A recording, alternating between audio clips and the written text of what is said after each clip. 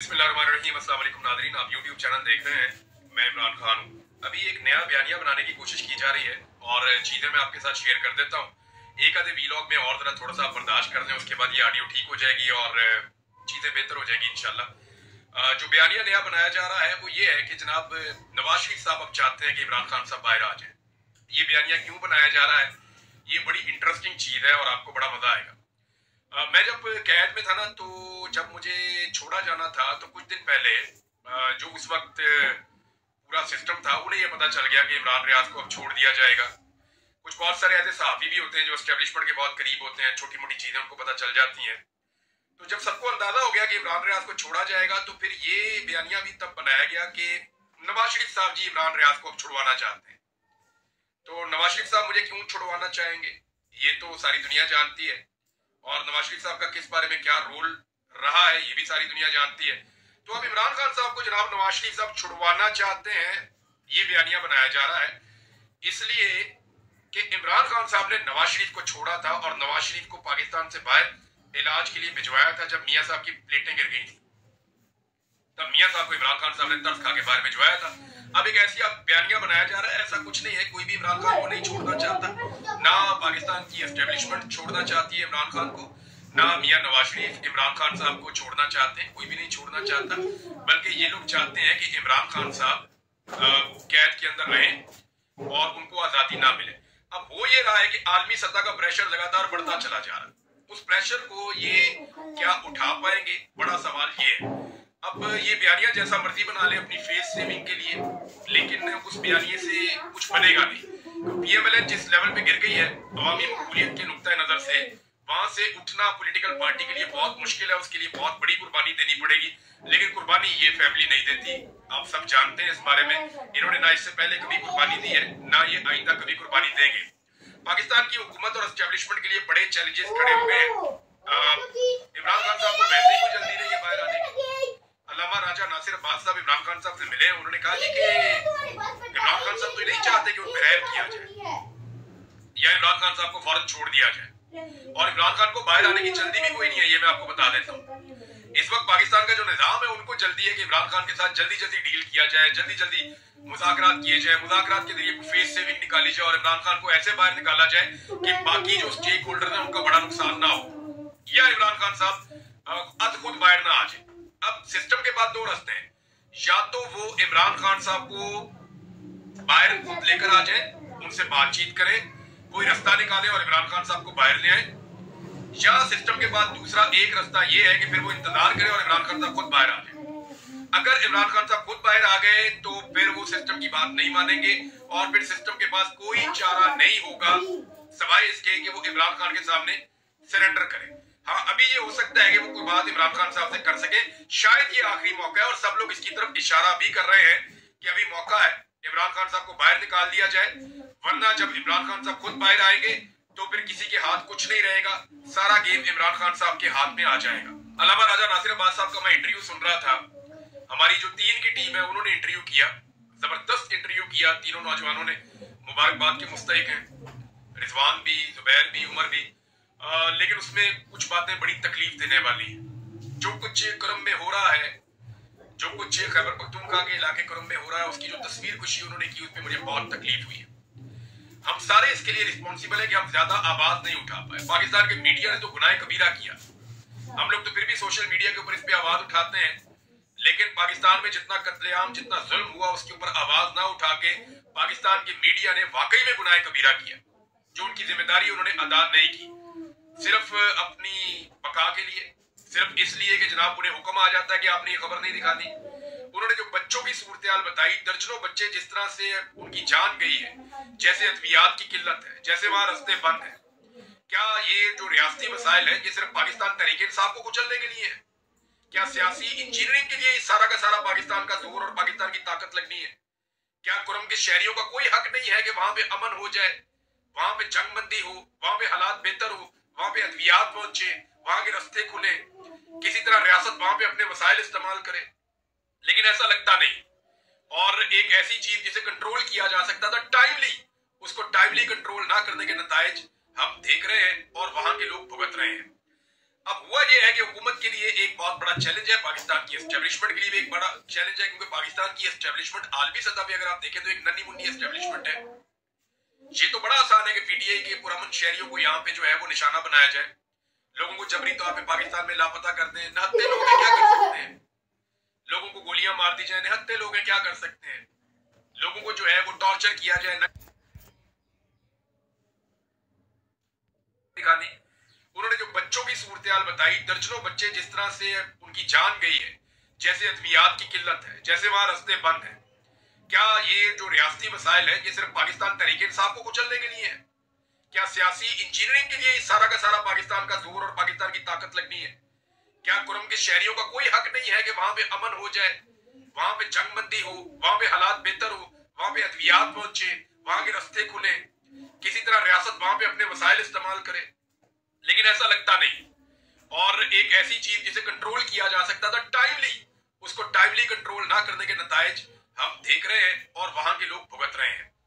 अब हुआ यह है कि हुकूमत के लिए एक बहुत बड़ा चैलेंज है, पाकिस्तान की एस्टेब्लिशमेंट के लिए भी एक बड़ा चैलेंज है, क्योंकि पाकिस्तान की एस्टेब्लिशमेंट आलमी सतह पे अगर आप देखें तो एक नन्ही मुन्नी एस्टेब्लिशमेंट है। ये तो बड़ा आसान है कि पीटीआई के पुरअमन शहरियों को यहाँ पे जो है वो निशाना बनाया जाए, लोगों को जबरी तौर पे पाकिस्तान में लापता कर दें। निहत्थे लोग हैं, क्या कर सकते हैं? लोगों को गोलियां मार दी जाए, निहत्थे लोग हैं, क्या कर सकते हैं? लोगों को जो है वो टॉर्चर किया जाए, नंगा किया जाए, करंट लगाए जाए, हजारों लोगों को जेलों में भर दिया जाए। ये यहाँ किया जा सकता है, आसान है, मुश्किल नहीं है। लेकिन इंटरनेशनल एस्टेब्लिशमेंट जब मुकाबले में आती है तो फिर पता चलेगा कि कौन किसको टक्कर देता है। क्या वहां पे पाकिस्तान की एस्टेब्लिशमेंट तसादुम कर सकती है? ये एक बड़ा सवाल है। आलमी सतह पे कुछ डेवलपमेंट्स हुई है, मैं आपके सामने रख देता हूं। मैंने आपको पहले कहा था, मैंने आपको पहले दिन कहा था कि फौजी अदालतों से जो फैसला आया है, एक तो मैंने मजम्मत की थी, मैंने ये कहा था कि यूनिफॉर्म वाले बंदे को कभी सजा नहीं होती पाकिस्तान में, चाहे वो मुल्क तोड़ दे, चाहे वो आइन तोड़ दे, चाहे। उसके बाद आपने देखा कि मेरी कैसी भागदौड़ हो रही है। उसके बाद यानी मुझे आइडिया था कि ये बोलने का रिएक्शन आएगा, वो आया, कोई बात नहीं, फिर आ जाएगा। लेकिन मेरा सवाल ये था बुनियादी कि क्या यूनिफॉर्म के अंदर कोई मुल्क भी तोड़ दे, आइन भी तोड़ दे, कानून तोड़े, जो मर्जी करे, जो मर्जी जुर्म करे, उसको कभी सजा नहीं हो सकती। लेकिन अगर आपके जिस्म पे यूनिफॉर्म नहीं है तो फिर आपकी खाल भी उधेड़ दी जाएगी, अगर आप छोटी सी गलती भी करें। और आप गलती ना भी करें, आप सही को सही करने की भी गलती करें, या आप इख्तिलाफ राय रखने की भी गलती करें, तो फिर आपकी ऐसी तैसी फिर जाएगी इस मुल्क के अंदर। और मैंने ये होता हुआ देखा, मेरे साथ हुआ है ये। लेकिन मैंने आपको उस दिन कहा था कि पाकिस्तान आइसोलेट नहीं रह सकता। हम एक ग्लोबल विलेज में रहते हैं, दुनिया ग्लोबल विलेज है। हमारी खबर फौरन बाहर और बाहर की खबर फौरन यहाँ पहुंचती है। हमने पूरी दुनिया के साथ मुआहदे किए होंगे, हमने बाकायदा तहरीरी तौर पे लिख कर दिया हुआ है कि हम इंसानी हकूक की खिलाफवर्जियां नहीं करेंगे। बहुत सारी ऐसी ट्रीटीज है जिनका पाकिस्तान हिस्सा है। पाकिस्तान को जो इमदाद मिलती है उसकी कुछ शराइत होती है, हमें उन शराइत को पूरा करना होता है। तो अब पाकिस्तान के ऊपर जो है वो बैकलैश आना शुरू हुआ है, और इसके ऊपर बहुत सारे अब स्टेटमेंट्स हैं मेरे साथ। इसमें अमेरिका की जानिब से भी जनाब एक स्टेटमेंट आ गया। नॉर्मली जो बाइडेन इंतजामिया पाकिस्तान में होने वाली बर्बरियत के ऊपर, जुल्म के ऊपर कभी बोलती नहीं थी, वो खामोश रहते थे। लेकिन अभी जाते जाते उनको इस बात का एहसास हो रहा है और वो गोंगलुओं से मट्टी झाड़ रहे हैं। और उन्होंने आहिस्ता आहिस्ता वो स्टेटमेंट देना शुरू किए ताकि कल को ये सारा रिजीम चेंज ऑपरेशन से लेकर जुल्म और फस्तायत का जो दौर पाकिस्तान में गुजरा है, ये जो बाइडेन एडमिनिस्ट्रेशन के गले ना पड़ जाए। देखिए, अमेरिका में मेरी इत्तला के मुताबिक ये बहुत बड़ी डिमांड आएगी और बाकायदा इसके ऊपर इंक्वायरी की जाएगी कि पाकिस्तान की हुकूमत कैसे गिरी, पाकिस्तान के अंदर जुल्म और सितम का किस किस्म का बाजार गर्म हुआ, इमरान खान को कैसे अंदर किया गया, उससे कैसे इख्तियार छीना गया, और किस तरीके से पाकिस्तान में पूरे एक इलेक्शन को ही बदल दिया गया। ये जो कुछ पाकिस्तान में मिलिट्री कोर्ट के अंदर ट्रायल हुए, किस तरह लोगों को सजाएं दी गई, इनके ऊपर पूरी एक इन्वेस्टिगेशन होगी और अमेरिका का रोल उसके अंदर आइडेंटिफाई करने की कोशिश की जाएगी। क्योंकि डोनाल्ड ट्रंप की इंतजामिया को जो बाइडेन इंतजामिया पे बहुत गुस्सा भी है। अमेरिका का स्टेटमेंट आया जनाब, सबसे पहले आपको वो पढ़ के मैं सुना देता हूँ, इसको ट्रांसलेट कर देते हैं जनाब उर्दू में कि अमेरिका ने क्या कहा। ये जनाब अफ्रीकी महकमा खारजा के जो तर्जुमान है मैथ्यू मिलर, ये नॉर्मली पाकिस्तान के मामला में कहते हैं इंटरनल मामला। हर दफा जब भी कभी सवाल हो रहा पाकिस्तान के अंदर ये हो गया वो हो गया, इंटरनल मामला आप इसके अंदर नहीं बोलते।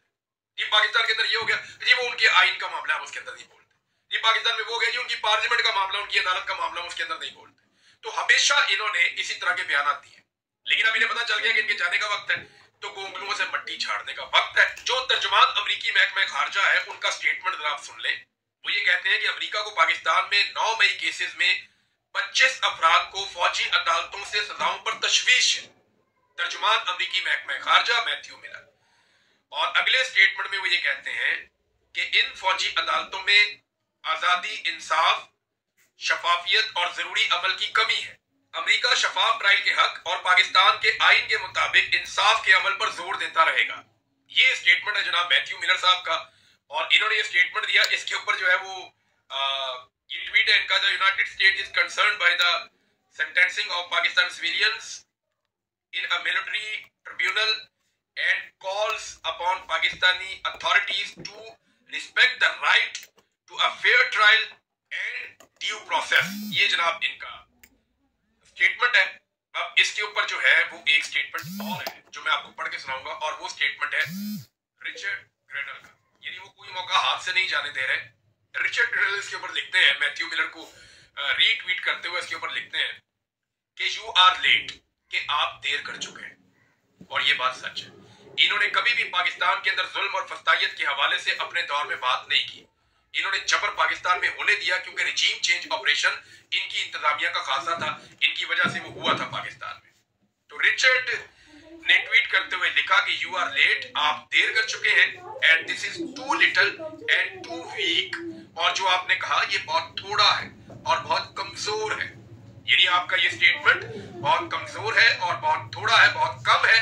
आप पहले ही बहुत ताखीर कर चुके हैं।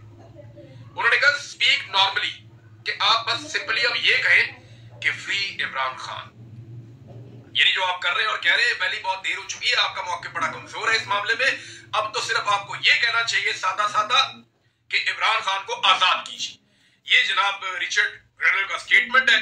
अब ये प्रेशर पाकिस्तान की एस्टेब्लिशमेंट पे है। देखें, इसको समझें। पाकिस्तान में निहत्ते लोगों के साथ जुल्म और जबर करना आसान है, इंटरनेशनल एस्टेब्लिशमेंट के साथ टक्कर लेना मुश्किल है, और वो बहुत मुश्किल है। क्या पाकिस्तान की एस्टेब्लिशमेंट अमेरिका के ताकतवर आने वाले रिजीम के साथ टक्कर ले पाएगी? पाकिस्तान की मिलिट्री एस्टेब्लिशमेंट का ये रिकॉर्ड है कि इन्होंने कभी भी अमेरिका के सामने ना कहने की जरूरत नहीं की। अपना बड़ा क्लियर और स्टेट रिकॉर्ड रखा है कि जो अमेरिका ने कह दिया वो कह दिया, जो अमेरिका ने फरमा दिया हमने उसके ऊपर चलना है। ये कभी अमेरिकन ख्वाहिश के खिलाफ नहीं है। हमेशा अमेरिकन ख्वाहिश, उन्होंने कहा जी अफगानिस्तान में लड़ना है, जी लड़ना है, रशिया को मारना है, जी मारना है। अब जनाब तालिबान बहुत अच्छे हैं, जी बहुत अच्छे हैं। अब तालिबान गुंडे बन गए, उनके ऊपर हमला कर दो, जी ठीक है। अब जनाब तालिबान के साथ दहशतगर्दी की जंग लड़नी है, जी ठीक है लड़नी है। अब जनाब आपने मौके बदल के तालिबान के साथ मुज़ाकरात हो रहे हैं, अब हमने ये कहना है, जी ठीक है। अब आपने ये जो उन्होंने कहा हमने कहा जी बिस्मिल्लाह। हमारी मिलिट्री एस्टेब्लिशमेंट ने अमेरिका की हर बात को हमेशा माना है, तस्लीम किया। तो जनाब यहां पे क्या पाकिस्तान की एस्टेब्लिशमेंट टक्कर ले सकेगी? सवाल ये पैदा होता है। मैंने आपको बताया था कि दुनिया भर से रद्देमल आएगा, अमेरिका से, यूरोप से, हर जगह से। अमेरिकन रद्देमल मैंने आपको बताया। इसके अलावा अक़वाम मुत्तहिदा का भी एक रद्देमल है। और मिलिट्री कोर्ट्स में सिविलियन का ट्रायल मुनसिफाना ट्रायल के हक को नुकसान पहुंचाता है। इसमें शफाफियत, आजादाना जांच पड़ताल का फुकदान है। पाकिस्तान से मुतालबा है कि शहरी और सियासी हुकूक के बैनुल-अक़वामी मुआहदे के तहत अपनी जिम्मेदारियां निभाएं। ये स्टेटमेंट कहीं और से नहीं, बरतानिया से आ गया। यानी अमेरिका का मैंने आपको बताया, बरतानिया का बताया, यूरोपीय यूनियन का स्टेटमेंट पहले ही आ चुका है और वो वार्न कर चुके हैं जीएसपी प्लस स्टेटस के हवाले से कि पाकिस्तान के पास जो जीएसपी प्लस स्टेटस है वो खतरे में पड़ जाएगा अगर पाकिस्तान उन मुआहदों की खिलाफ वर्जी करेगा जिनके ऊपर पाकिस्तान ने दस्तखत कर रखे हैं। और पाकिस्तान के अंदर जो है वो मिलिट्री कोर्ट्स के अंदर जो सजाएं दी जा रही है वो ठीक नहीं है। अब हुकूमत बच कैसे सकती है? देखिए, यूरोपीय यूनियन ने बोल दिया, अक़वाम मुत्तहिदा ने पहले ही बोल दिया मिलिट्री कोर्ट से सजाएं नहीं हो सकती सिविलियंस को। ये दो हो गए। वैसे ही मिलिट्री कोर्ट होती क्या? होती ही नहीं है। फौजी अदालतों की अदालत नहीं होती। तो अक़वाम मुत्तहिदा ने भी बोल दिया, अमेरिका ने भी बोल दिया, बरतानिया ने भी बोल दिया और यूरोपीय यूनियन ने भी बोल दिया। सबने कह दिया कि जनाब मिलिट्री कोर्ट के अंदर जो सजाएं उनको तस्लीम नहीं करते और वो ये पाकिस्तान से मुतालबा कर रहे हैं कि अपने मामला सिद्धे करो। अब क्या ये मामला यूं ही चलेगा और मजीद लोगों को मिलिट्री कोर्ट में सजा हो जाएगी? ये प्रॉब्लम है। इससे बचना कैसे है? बचने का तरीका मैं आपको बता देता हूं। हुकूमत के खिलाफ military court case justice Aminuddin की सरबराही में बेंच सुनेगा। अमीनुद्दीन आपको पता है ना, जिनको चीफ जस्टिस बनाना चाहते थे सब मिलके। फिर जब आईनी बेंच बना तो हमें सबको पता था कि जस्टिस अमीनुद्दीन ही बनेंगे, क्योंकि जस्टिस कादी फायद ईसा के बाद जो सबसे काबिल एतमाद जज है पाकिस्तान की एस्टेब्लिशमेंट और हुकूमत के, वो जस्टिस अमीनुद्दीन खान साहब है। तो जनाब जस्टिस अमीनुद्दीन साहब की सरबराही में बेंच ये सुनेगा मिलिट्री कोर्ट्स वाला मामला। हुकूमत की नुमाइंदगी अटॉर्नी जनरल करेंगे। जुडिशल कमीशन में हुकूमत और अटॉर्नी जनरल ने वोट दिया कि बेंच की सरबराही अमीनुद्दीन करेंगे। अमीनुद्दीन खान ने भी अपने आप को वोट डाला खुद कि जनाब मैं ही बेंच की सरबराही करूंगा, लिहाजा उनको बेंच की सरबराही मिल गई है।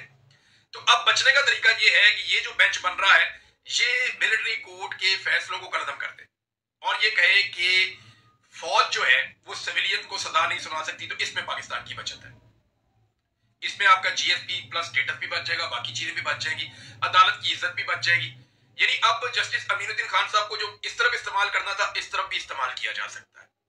उन्हें यह कहा जा सकता है कि जनाब आप फैसला दे दें कि मिलिट्री कोर्ट्स के जो फैसले हुए वो कलअदम और तमाम लोगों को जेलों में शिफ्ट किया जाए और जो फैसले हैं सिविलियंस के वो सिविल कोर्ट्स करेंगी, मिलिट्री कोर्ट्स नहीं करेंगी, ताकि आलमी दबाव भी हट जाए, अदालत की इज्जत भी बहाल हो जाए और जरा थोड़ा सा पाकिस्तान तरीके इंसाफ का जो मामला है वो डाउन चला जाए।